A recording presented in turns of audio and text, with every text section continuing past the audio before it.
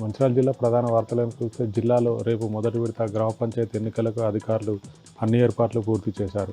జన్నారం, దండపల్లి, లక్షడిపేట, హాజీపూర్ మండలాల్లోని మొత్తం 90 గ్రామ పంచాయతీలకు గాను ఇప్పటికే 6 ఏకగ్రీవం కాగా మరో 3 చోట్ల నామినేషన్లు పడలేదు. దీంతో 81 గ్రామ పంచాయతీలకు ఎన్నికలు జరగనుండగా మొత్తం 258 మంది అభ్యర్థులు బరిలో ఉన్నారు. హాజీపూర్ మండల కేంద్రంలోని ఎంపీడీఓ కార్యాలయంలో ఎన్నికల పంపిణీ కేంద్రాన్ని పరిశీలించారు జిల్లా కలెక్టర్ కుమార్ దీపక్. ఎన్నికల అధికారులకు, సిబ్బందికి తగిన సూచనలు అందజేశారు జిల్లా కలెక్టర్.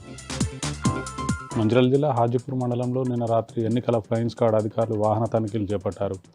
బీజేపీ బలపరిచిన సర్పంచ్ అభ్యర్థికి చెందిన పంపకానికి సిద్ధంగా ఉన్నటువంటి 270 చీరలను, వాహనాన్ని స్వాధీనం చేసుకొని సీజ్ చేసి కేసు నమోదు చేశారు అధికారులు. కుమ్రంభీం ఆసిఫాబాద్ జిల్లా రెబ్బెన మండల కేంద్రంలో పంచాయతీ ఎన్నికల ప్రచారంలో పాల్గొన్నారు ఎమ్మెల్యే కోవా లక్ష్మి. గడప గడపకు తిరుగుతూ బీఆర్ఎస్ బలపరిచిన అభ్యర్థికి ఓటు వేసి గెలిపించాలని ఓటర్లను కోరారు ఎమ్మెల్యే కోవా లక్ష్మి. కుమ్రంభీం ఆసిఫాబాద్ జిల్లా దహేగాం మండలంలోని పలు గ్రామాల్లో పంచాయతీ ఎన్నికల ప్రచారంలో పాల్గొన్నారు బీఆర్ఎస్ రాష్ట్ర ప్రధాన కార్యదర్శి ఆర్ఎస్ ప్రవీణ్ కుమార్. బీఆర్ఎస్ బలపరిచిన అభ్యర్థులను గెలిపించి సిర్పూర్ నియోజకవర్గ అభ్యర్థికి ప్రజలు పాటుపడాలని ఆర్ఎస్ ప్రవీణ్ కుమార్ కోరారు.